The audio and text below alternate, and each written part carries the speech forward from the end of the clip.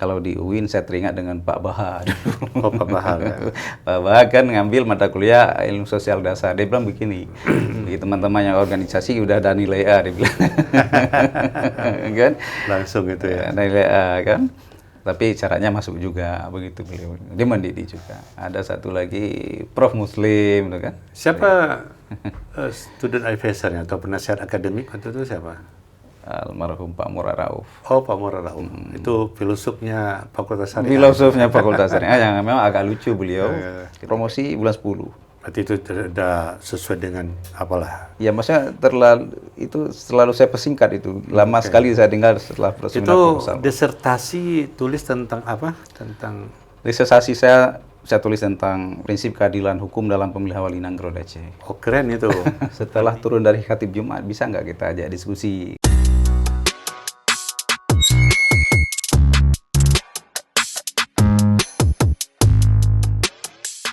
Assalamualaikum warahmatullahi wabarakatuh. Salam generasi humanis bahagia selalu. Apa kabar? Dalam kesempatan kali ini telah hadir di Samsrijal Official, yaitu Dr. Badri Hasan, SHI MH. Tentu dengan gelar akademik seperti ini, banyak sekali perjuangan ataupun pengalaman-pengalaman selama menempuh dunia pendidikannya.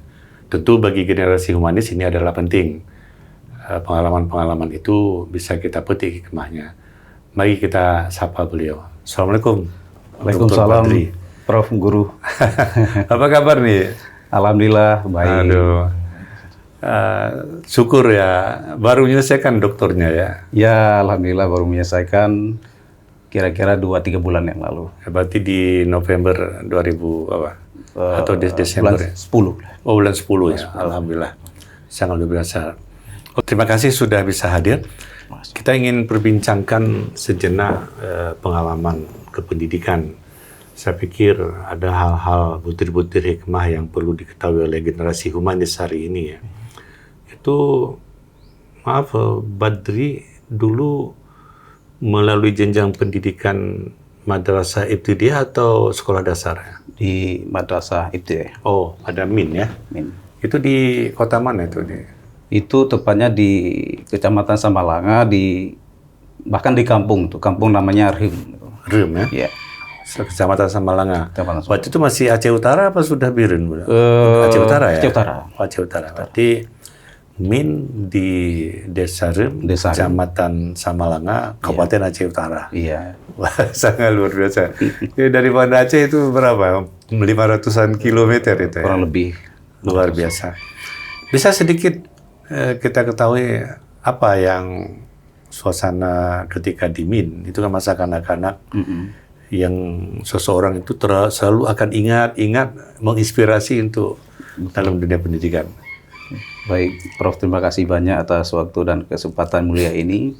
Saya diundang sama Prof ya. Soalnya jarang-jarang profesor undang saya yang masih anak didiknya. Iya, kalau saya ingat pengalaman masa lalu, memang kita penuh dengan suasana di kampung gitu ya. Jadi kadang-kadang kalau belajar kita juga suka banyak main-mainnya ya. Iya, betul. Tapi karena memang semangat dan itu dunia kanak-kanak ya. Betul. Ya. Karena dukungan ayahanda dan ibunda memang, karena saya adalah keluarga orang berpendidikan. Baik, itu di lingkungan keluarga Badri ada berapa orang itu? Kami 10 orang. 10, berarti ini anak yang keberapa? Saya anak ke-6. Oh, berarti ini di samping bersama ibu dan ayah juga kakak dan abang turut adalah menginspirasi gitu ya? Betul, menginspirasi. Ya, Jadi sebagian besar juga apa yang saya lakukan selama ini itu terinspirasi oleh semangat-semangat abang. Okay. Jadi saya sangat terasa bahwa ketika saya melihat abang, saya ingin seperti abang. Gitu. Ya, itu betul. di dalam bawah sadar saya. Itu. Iya. Makanya juga dalam sekolah waktu di MIN, itu di suasananya kalau kita lihat, kami kan dekat laut itu, dekat laut. Jadi suasananya bukan suasana belajar gitu. Jadi bagi memang teman-teman kita belajar tapi kadang-kadang nanti putus di tengah jalan. Oke. Tapi saya tetap jalan karena kata orang tua, kamu harus belajar karena keluarga kita adalah keluarga berpendidikan dan juga harus selalu taat dan patuh pada aturan-aturan keluarga gitu. Nah, kemudian kita dalam pergaulan juga ikut nimbrung. Ketika kita melaksanakan pendidikan itu, ayahanda juga di sekolah memesankan kepada kepala sekolah mohon dijaga Badri. Oke, berarti. Jadi ada atensi khusus dari ayah ya. Ada atensi dalam khusus konteks dari ayah. menempuh kependidikan ini, mana lebih dekat dengan ibu atau dengan ayah? Lebih dekat ke ayah. Ke ayah ya. Lebih dekat ke ayah dari segi membangun semangat untuk menjadi orang sukses. Masih ingat apa pesan ayah ketika sekolah? Kalau orang sekarang bilang quote ya. Iya. Ada nggak pesan-pesan dari ayah yang itu menginspirasi membuat Badri melangkah untuk menekuni pendidikan misalnya? Ya, teringat sekali.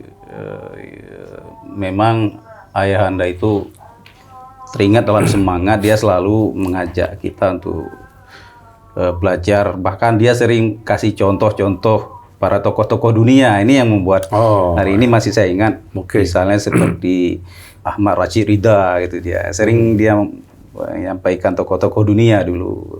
Misalnya Benazir Bhutto. Itu juga dia sampaikan. Ini artinya Badri tahun 90-an ya? Waktu MIN? 90-an. 90-an ya? Karena kan di era Benazir Bhutto itu ya? Iya, betul. Jadi ayahanda selalu menyampaikan itu juga, tokoh-tokoh misalnya seperti imam-imam mazhab, Imam Syafi'i, Hanbali, ya, itu tokoh-tokoh Islam. Siapa di antara guru yang memang punya kontak batin yang spesifik ya ketika di MIN itu? Ya, ada namanya Bu Radiah namanya. Bu Radiah. Beliau sebagai guru kontrak. Gitu. Dan beliau selalu mengatakan Badri bisa, dia bilang.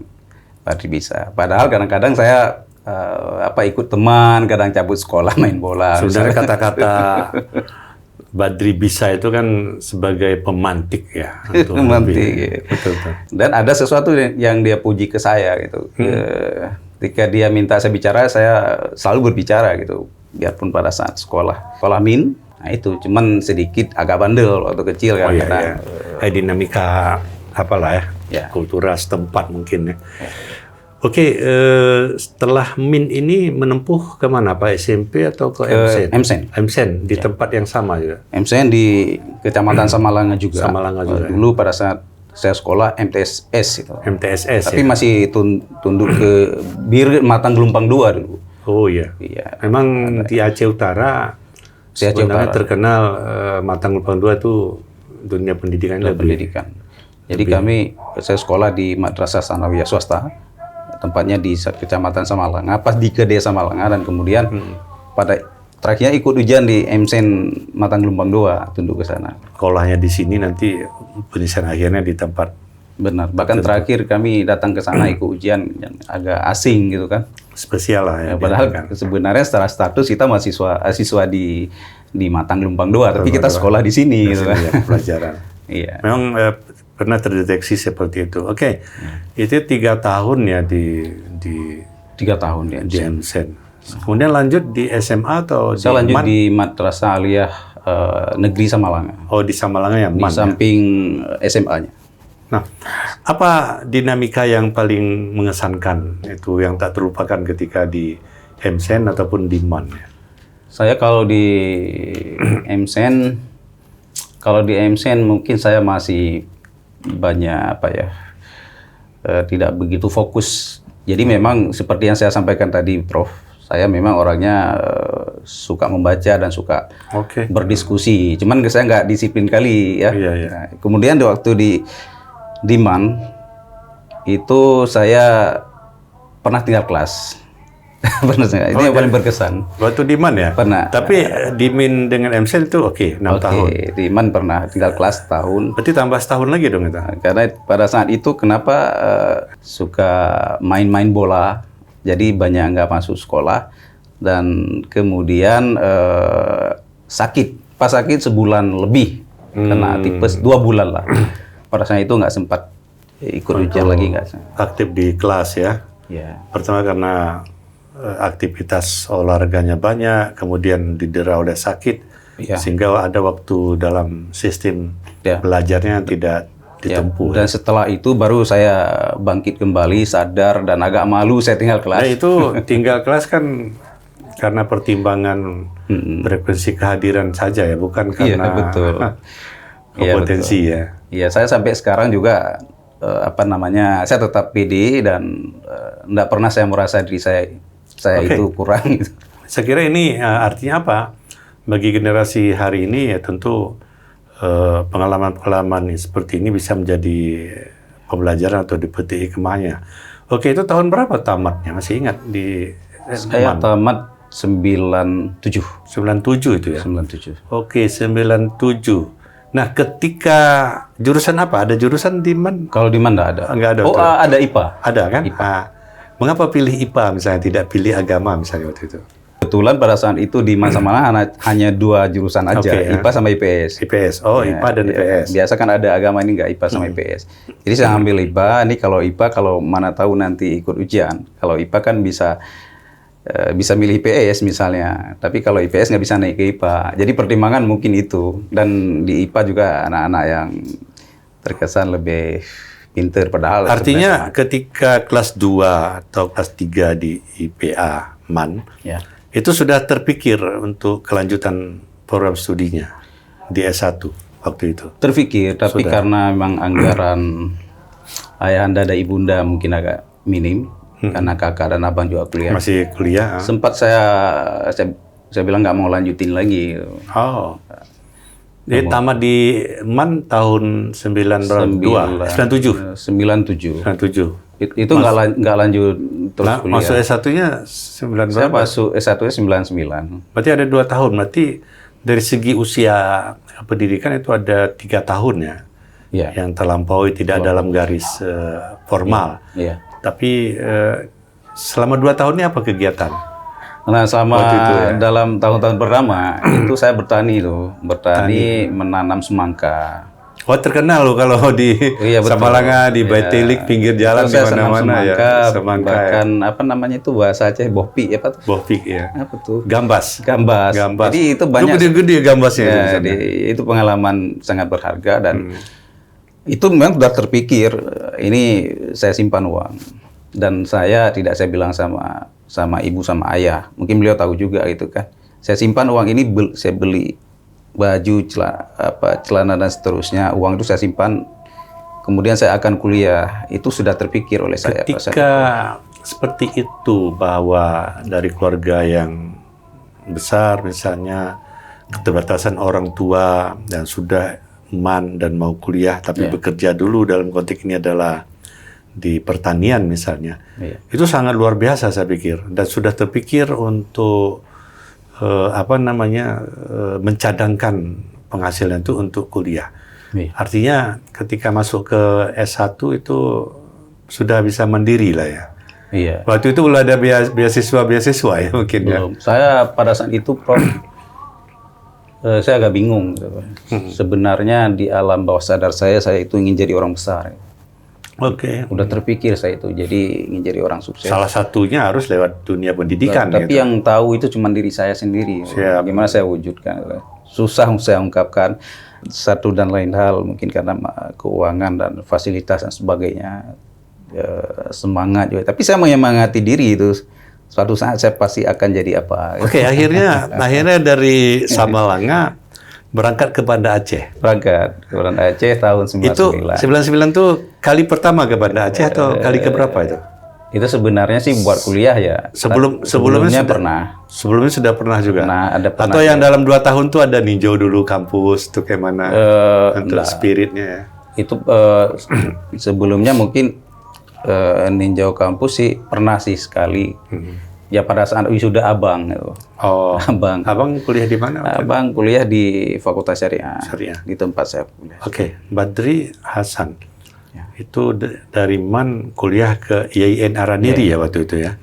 Mengambil fakultas apa? Fakultas Syariah. Syariah. Ada ikut tes waktu itu ya? Ikut tes. Alhamdulillah lewat di peringkat 5. Oh, luar biasa. Syukur, ya. Di prodi Dulu prodi apa ya? Syariah Muamalah wal Iqtisadiyah. oh jadi SMI. ya SMI lah ya, Syariah Muamalah wal Iqtisadiyah, berarti Iya. tentang perekonomian. Oh, jadi cikal bakal sekarang hukum ekonomi syariah. hukum ekonomi syariah. Oke, ketika di kampus, tentu nuansa akademik belajar ya di level madrasah aliyah dengan kampus kan beda. Iya. Nah, jadi bagaimana perasaan ketika di kampus bertemu dengan teman-teman dengan berbagai ragam?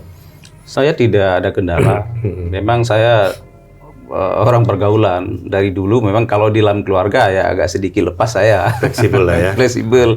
Jadi dalam pergaulan, dalam belajar saya merasa enjoy aja. Paling untuk meyakinkan, untuk apa, mendisiplinkan diri yang saya capek itu bagi saya. Karena pada saat kuliah juga ada ajakan teman masuk organisasi. Sehingga ada beberapa organisasi yang saya masuk, ya hampir-hampir tinggal mata kuliah juga perbaiki. Jadi di kampus ada juga tantangannya ya. Ada banyak. Di samping belajar di kelas, ada organisasi ekstrakurikuler ya. Iya, salah milih. Tapi itu kan membuat konstruksi soft skill ya. Hard skillnya dari ini kan penting. Soft skillnya saya kira ini penting. Iya. Oke, di waktu 99 siapa dekannya waktu itu? Kalau tidak salah Pak Muhammad Sulaiman. Pak Muhammad Sulaiman. Almarhum. Beliau itu sangat disiplin loh. Oh, disiplin. Saya tahu sekali sangat disiplin. Pernah di dalam beberapa pertemuan para dosen ketika terjadi dialog, ya kembali kepada aturan dia. Jadi dia disiplin, enak. Disiplin, enak betul. Orangnya fleksibel dan tidak banyak bicara. Disiplin. Oke. Selama apa kenang-kenangan yang tak terlupakan lah ketika menempuh S1 itu? Kita kalau belajar dengan dosen ada banyak macam ragam dosen. Oke. Tentu ada dosen-dosen yang memang yang ketat, ya istilahnya killer ya. Kemudian ada yang fleksibel dan memang semua hari ini baru saya sadari itu keberagaman ya. Dan ada tipikal dosen yang memang saya lebih suka diskusi kan.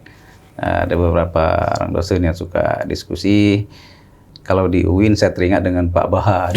Oh, Pak Baha. Ya. Pak Baha kan ngambil mata kuliah ilmu sosial dasar. Dia bilang begini, di teman-teman yang organisasi udah ada nilai A, dia bilang. Kan? Langsung itu ya. Nilai A kan. Tapi caranya masuk juga begitu beliau. Dia mendidik juga. Ada satu lagi Prof Muslim, gitu kan? Siapa student advisor-nya atau penasihat akademik waktu itu siapa? Almarhum Pak Murad Rauf. Oh, Pak Murad Rauf. Itu filosofnya Fakultas Syariah. Filosofnya Fakultas Syariah yang memang agak lucu beliau. Ketika kita ikut ujian, nanti dipanggil, kita ada teman di belakang, dipanggil kamu. Pas kita lihat ke depan, bolpen kita udah hilang. Tuh. Karena memang beliau punya ide-ide yang cemerlang dan visioner yang saya tahu dan menginspirasi mahasiswa. Iya. Malahan beliau bisa kalkulasi berapa sebenarnya kandungan globe bumi dunia. Iya. Saya teringat itu. Oke. Selama menempuh pendidikan di Fakultas Syariah, itu siapa dosen yang paling terkenang? Kira-kira gagasan idenya tuh menginspirasi supaya Badri itu menjadi Badri hari ini gitu. Mungkin Prof nggak ingat lagi, mungkin pernah ngajar Badri. Prof itu pernah jadi guru Badri. Apa, itu. kuliah filsafat Islam ya? Iya. Jadi termasuk itu pada saat itu entah semester 1, entah semester 2, entah semester 3, kurang ingat. Jadi Prof kan dosen Usuluddin gitu. Pada saat itu entah dekan, udah dekan, entah belum, nggak tahu. Nah itu juga salah seorang yang ada di depan saya ini yang jadi saya selain saya lah maksudnya. Enggak, saya masih ingat waktu cerita tentang masalah. Apa inspirasinya apa waktu itu? Iya, waktu berbicara tentang ya filosof Maghribi gitu. Okay. Masih ingat itu kan, filosofi Islam. dan filosof-filosof pada umumnya juga interkoneksi dengan filosof-filosof Karena memang para filosof itulah yang memberikan pencerahan ke barat ya. Nah itu memang saya kan orangnya agak suka pemikiran. Nah itu. Kemudian, nah ini kebetulan saya bilang terus tadi ya, kemudian ada yang dosen-dosen ya, seperti Pak Baha, enggak tahu saya, lebih suka saya dosen-dosen yang memberikan semangat begitu. Ya. Motivasi ya. Motivasi itu. Kemudian agak unik sih ada Pak Abdurrahman, Pak Abdurrahman siapa namanya? Muhammad Abduh Dahlan. Muhammad Abduh Dahlan, betul. Ya. Terakhir beliau menjabat sebagai wakil rektor kalau tidak salah. Iya betul. Muhammad Abduh Dahlan. Nah ketika di S1, Badri nulis apa itu? Tema skripsi? Saya di S1 saya nulis tentang perlindungan hak-hak konsumen ya. Hak konsumen untuk dijamin di Jam Sostek, jaminan tenaga kerja. Jadi risetnya ke lebih banyak informasi Ya, data karena, Jam Sostek. ya, karena kita melihat banyak tenaga kerja kita yang tidak didaftar di jaminan sosial tenaga kerja sehingga tidak dapat THR, gitu, tidak dapat tunjangan hari kerja. Nah, kesimpulan ditemukan apa waktu itu? Iya, kesimpulan kita temukan bahwa di Aceh itu banyak perusahaan-perusahaan misalnya yang tidak punya kesadaran untuk mendaftarkan tenaga kerjanya. Sebenarnya ini dalam konteks terkini ini perlu dibangkitkan kembali sebenarnya. Ya kalau konteks segini mungkin teringat kita ada PT Sritek gitu. Iya. Perlu ada penanganan ketenagakerjaan di Aceh. Iya betul. Ternyata Badri di tahun berapa ya, 2000-an sudah membicarakan itu ya, sudah riset. Sudah riset. Bahkan saya objek saya hotel, bahkan kita ingin lihat juga. Saya kira di kesempatan lain kita coba bahas ini bagaimana keterukuran antara kebijakan sebuah industri atau perusahaan di dalam mengayomi tenaga kerja sebagai jaminan sosialnya gitu. Selesai di S1 di bawah bimbingan siapa dulu skripsinya? Dr. Handes Abdul Manan. Itu Dr. Handes Abdul Manan itu beliau sebagai pembimbing dua saya, pembimbing satu saya Bu Khatijah Yakub. Itu Pak Abdul Manan setahu saya adalah sarjana teladan itu di masa dia. Sarjana. Ya, sarjana teladan. Dan setelah beliau tidak ada lagi menggelar sarjana teladan ya. Oh. Ya, oke. Setelah S1 selesai, itu udah usia, karena ada 3, udah usia berapa waktu itu? Udah 24 ya? 25? Kurang lebih, Prof. Kapan usia menikah? Apakah saya menikah di usia 30 tahun. Oh, setelah S1 selesai ya? Saya menikah setelah S2. S2? Apa ya? Setelah S1. Apa ya? Kurang ingat ya, setelah S1 betul. S1. Oke, di setelah S1 ini cita-citanya melanjutkan ke jenjang lebih tinggi sudah ada waktu itu? Ada sih, ada. Bahkan ada program beasiswa ke Amerika pada saat itu melalui Ford Foundation. Ford Foundation ya, betul. Kemudian tak tahu kenapa saya gagal. Kurang fokus saya pada saat itu. Ada sesuatu yang berkaitan dengan keluarga, sehingga saya nggak ikut pelatihan bahasa Inggris. Ya akhirnya ya begitu. Ya, karena kalau ikuti mengambil beasiswa seperti itu memang dasarnya kemampuan bahasa berarti. Kemampuan bahasa. Oke. Waktu itu sudah ada S2 di IAIN Araniri. Tapi dalam catatannya ini mengambil di Fakultas Hukum Universitas Siak Kuala. Ada. Pengalaman pas saya selesai S1, saya mengajar mata kuliah Pak Manan almarhum. Oh gitu. Beliau mengajar ilmu hukum. Ilmu hukum. Ya. Jadi saya lanjutkan ilmu hukum. Kebetulan pada saat saya diambil S1, saya suka mata kuliah itu dengan Pak Halim Tosa almarhum. Ya, Halim Tosa betul. Jadi buku beliau habis saya baca itu. Di samping saya ahli di ekonomi, tapi saya ada sisi lain, saya ahli hukum. Jadi ada dua potensi yang ada dalam yang perlu dikembangkan ya. Yang ada dalam jiwa saya itu ekonomi dan hukum. Akhirnya memilih ke akhirnya memilih S2 ke Unsia. Unsia. Itu tahun berapa masuk? Kalau di Unsia saya masuk telat sih 97 nah. Enggak lah, tadi 2007 ya. 2007, tadi 99 masuk kemari kan. 2007. Jadi selesai lama juga sih. Tepat waktu atau dalam waktu yang tepat ya? Tidak tepat waktu. Berarti dalam waktu yang tepat. Tidak tepat waktu karena di sini mungkin kita nggak kejar-kejaran, agak santai. Nulis tentang apa waktu tesisnya? Jadi saya tulis tentang pelaksanaan penyaluran pembiayaan oleh Bank Syariah di Banda Aceh. Di bawah bimbingan Prof Dahlan. Prof Dahlan ya. Prof Dahlan. Profesor Dahlan. Pernah dekan nggak salah ya? Dekan.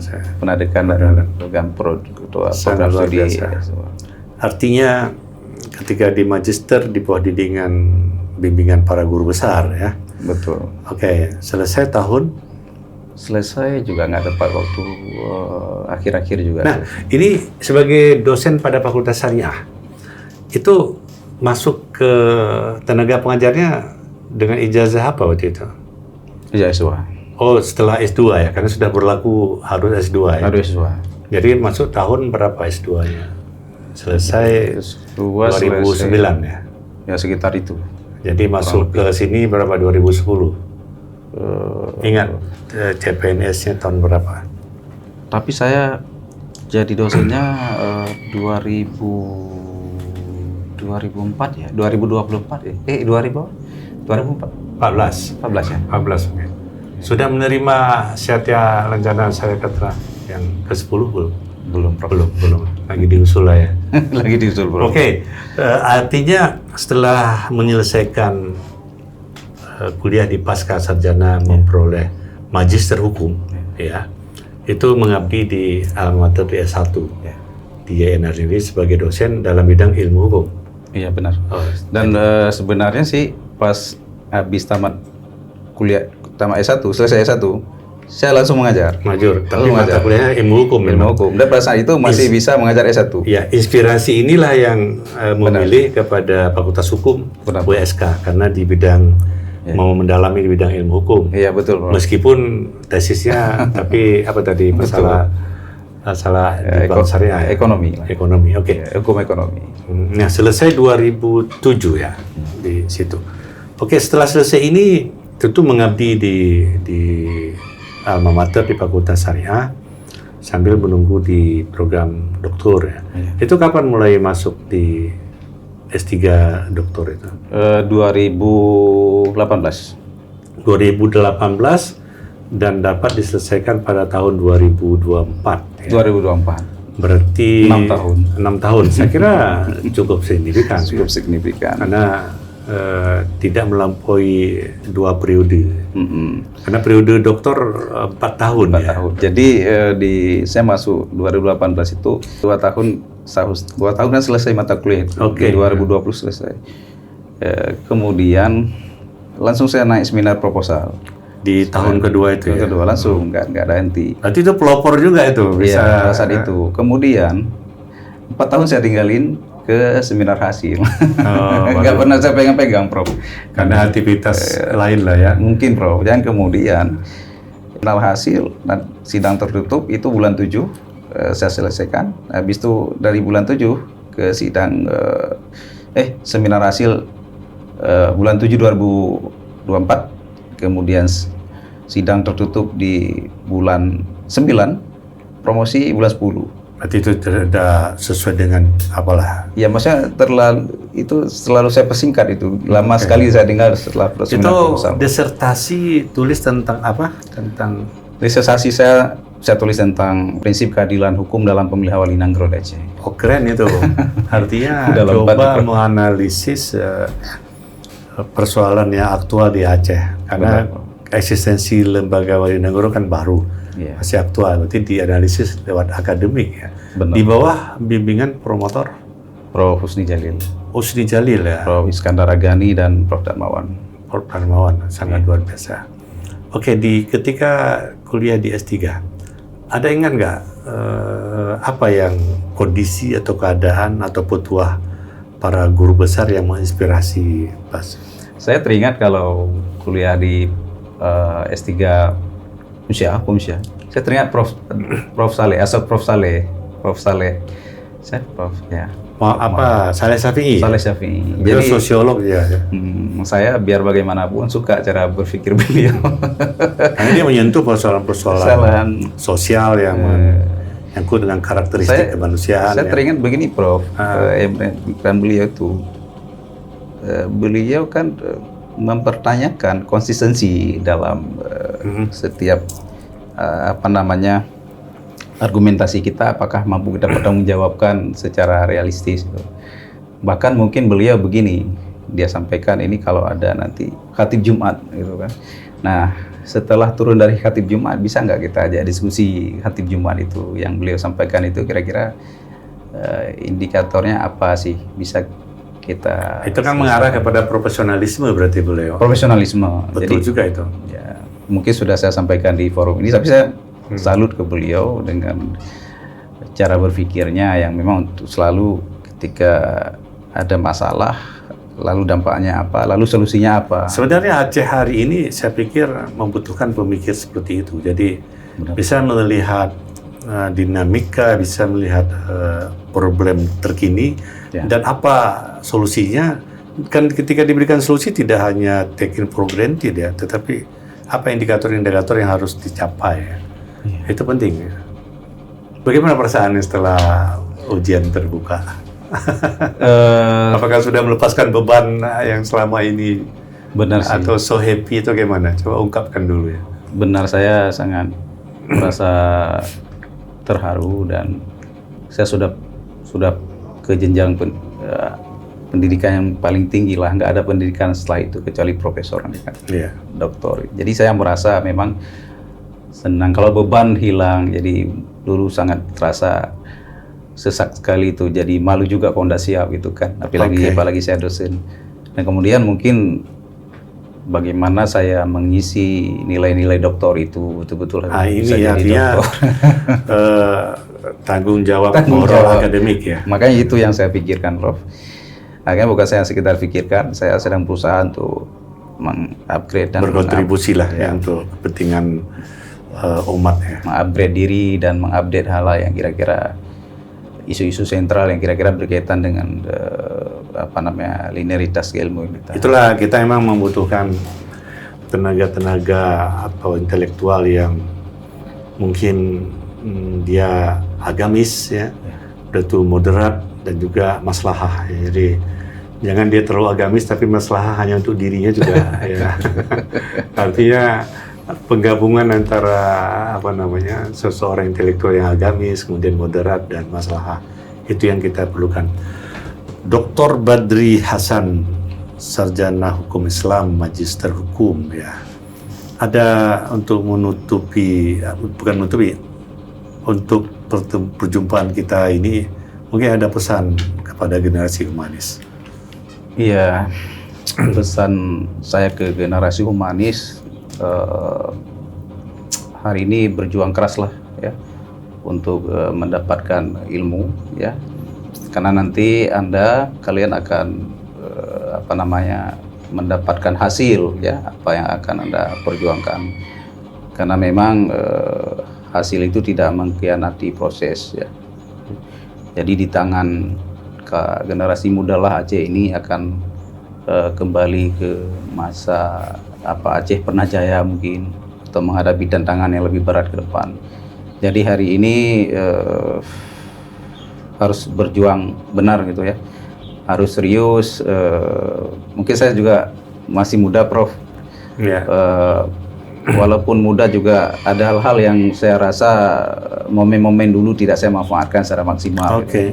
Mudah-mudahan mereka dengan pengalaman, saya anak kampung kan, anak dekat laut, jadi berjuang keras di belantara kehidupan ini, sehingga saya sedang mendapatkan doktor, Prof, dengan bimbingan Prof juga. Oke, terima kasih Dr. Badri, terima kasih sudah Terima kasih. Mudah-mudahan berkah.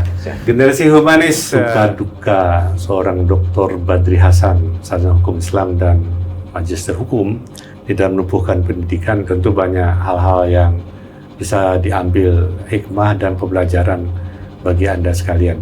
Mudah-mudahan pertemuan ini sangat berfaedah. Terima kasih atas perhatiannya. Billahi taufiq hidayah. Wassalamualaikum warahmatullahi wabarakatuh. Salam generasi humanis, bahagia selalu.